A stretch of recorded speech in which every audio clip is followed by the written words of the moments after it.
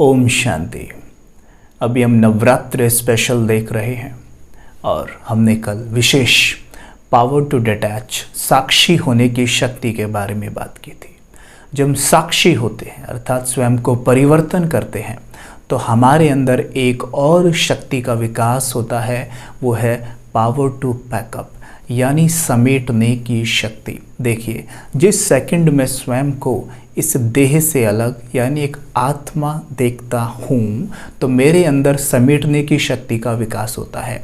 क्योंकि जब हम स्वयं को शरीर समझते हैं तो देख लीजिए हमारे विचार ऑटोमेटिक ज़्यादा ही चलते हैं। जैसे कि मान लीजिए आपने शरीर पर एक ड्रेस भी पहनी हुई है, आपने उसे ख़रीदा है, बड़े चाव से ख़रीदा है, आपने उसके लिए धन खर्च किया है।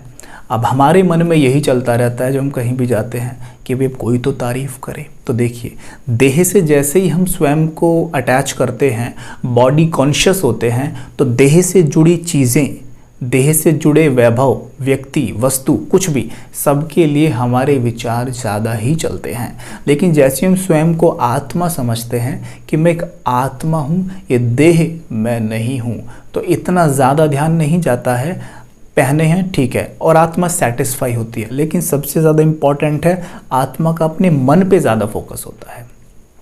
तन से ज़्यादा मन पर फोकस होता है।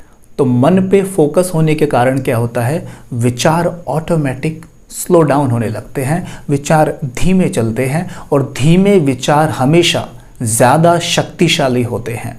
शक्तिशाली विचार जब मैनिफेस्ट होते हैं हमारे जीवन में सुख, शांति, समृद्धि लाते हैं। तो यहाँ पर समेटने की शक्ति का सबसे बड़ा बेनिफिट हमें ये होगा।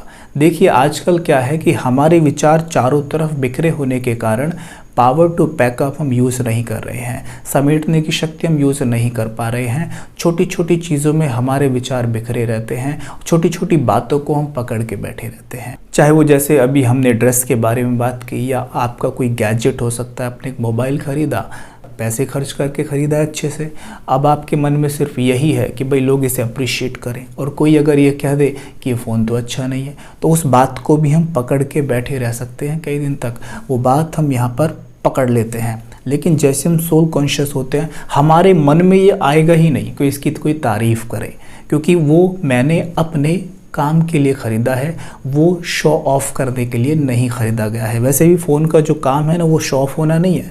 फ़ोन का काम है बात करना या थोड़ा बहुत नेट एक्सेस करना, जो भी व्हाटएवर आप यूज़ करते हैं उसका काम वही है। लेकिन हमारे मन में ये सब चीज़ें आ जाती हैं, तो इस कारण क्या है, विचार हमारे ज़्यादा चलते हैं। ये तो एक फ़ोन का उदाहरण दिया है, ऐसी अनेक चीज़ें हमारे जीवन में होती है जिसके अनुभवी हम हैं। हमारे नॉर्मली 20 से 30 विचार चलते हैं जिसको हम बीटा स्टेज कहते हैं, राइट। लेकिन ये बीटा प्लस भी हो जाता है, और ये बीटा प्लस तब होता है जब हम टू मच चीज़ों को अपने अंदर पकड़ के बैठे होते हैं, हमारा माइंड बहुत सारी चीज़ों में बिखरा हुआ होता है, तो ये बीटा प्लस भी हो जाता है, जिसको हम कई बार कहते हैं कि मेरा तो सर भारी हो रहा है, राइट। और जब हम थोड़ा भी मेडिटेट करते हैं या स्वयं को चलते फिरते कहीं भी किसी भी क्षण आत्मा समझिए देह नहीं समझते, तो हम तुरंत अल्फा स्टेज में आ जाते हैं। एक सेकंड में आप अल्फा स्टेज में आ सकते हैं सोल कॉन्शियसनेस का अभ्यास करके, क्योंकि मैं एक आत्मा हूँ। और जैसे ही आप स्वयं को आत्मा समझेंगे आपके विचार स्लो हो जाते हैं। उसके बाद आता है जब हम थोड़ी देर मेडिटेट करते हैं ना फोकस करके, तो हम अल्फ़ा से धीरे से शिफ्ट होते हैं थीटा स्टेज में।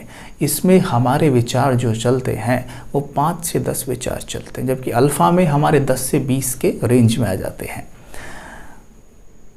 और जो हम गहराई से मेडिटेट करते हैं, अच्छे से सोल कॉन्शियसनेस का अभ्यास करते हैं और परमात्मा से कनेक्शन जोड़ते हैं, तो हम धीरे धीरे धीरे धीरे डेल्टा स्टेज, जिसको 0.5 to 5 थॉट पर मिनट चलना कहा जाता है, वहाँ तक हम पहुँच जाते हैं। अब देखिए, जब हमारे विचार स्लो डाउन होते जा रहे हैं तो कितने शक्तिशाली हो रहे हैं और कितना देखिए बिखरी हुई चीज़ों को हम समेट पा रहे हैं।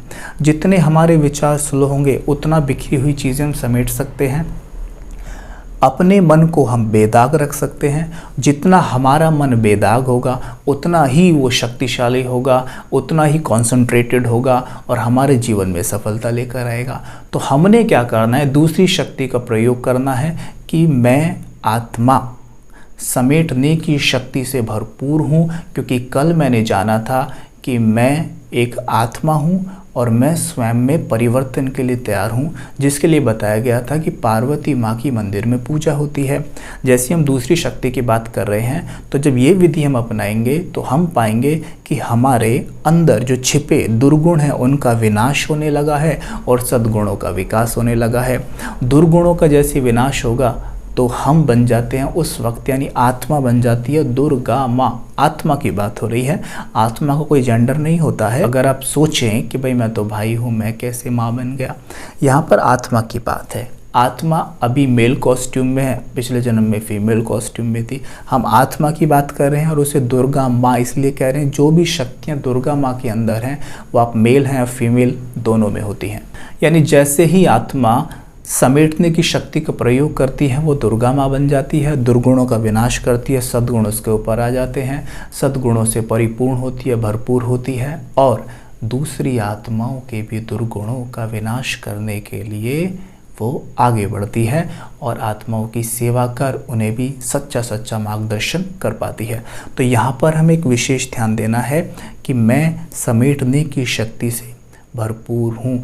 आज मुझे हर पल ये अभ्यास करना है कि मैं एक आत्मा हूँ, ये देह मैं नहीं हूँ। जैसी स्वयं को आप आत्मा समझेंगे तो आप पाएंगे कि आपके विचार स्लो डाउन होने लगते हैं। और मैं किसकी संतान हूँ? परमात्मा की संतान हूँ। परमात्मा को सर्वशक्तिमान कहते हैं। जैसी स्वयं को आत्मा समझेंगे तो कनेक्शन किससे जुड़ जाएगा? परमात्मा से। परमात्मा की किरणें मुझ आत्मा में समा रही हैं और मैं धीरे धीरे उनके समान बन रही हूँ। इसलिए दुर्गा माँ को क्या कहते हैं? शिव शक्ति भी कहते हैं। यानी शिव की शक्ति मुझ में भरती जा रही है और मैं आत्मा शिव शक्ति बन गई हूँ। मतलब शिव से कंबाइंड शक्ति कहते हैं आत्मा को, शिव शक्ति बन गई हूँ। तो यहाँ पर हम एक अभ्यास ये कर सकते हैं, थोड़ा सा इस पर मेडिटेशन भी कर लेते हैं। तो स्वयं को देखें कि मैं मस्तक के बीच बैठी हूँ। आज मैं आत्मा दुर्गा माँ के रूप में स्वयं को देख रही हूँ। मैं शेर पर सवार हूँ।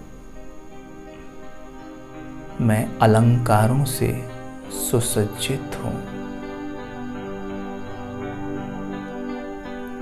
मेरा मन परमात्मा में लगा है। परमात्म शक्तियाँ मुझ में समा रही हैं।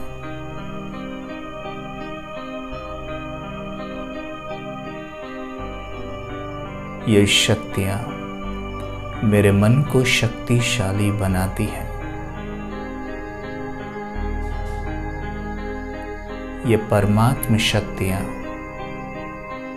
मेरे मन में प्रवेश कर मन में जमा जन्मों जन्म की बातें जो मैंने पकड़ी हुई हैं उन्हें नष्ट कर रही है। दुर्गुणों का विनाश हो। मैं आत्मा सद्गुणों से परिपूर्ण, मैं दुर्गा माँ हूँ। मैं दुर्गा माँ हूँ। ओम शांति। इस तरह हमें यह अभ्यास करना है। कल हम देखेंगे सहन शक्ति। ओम शांति।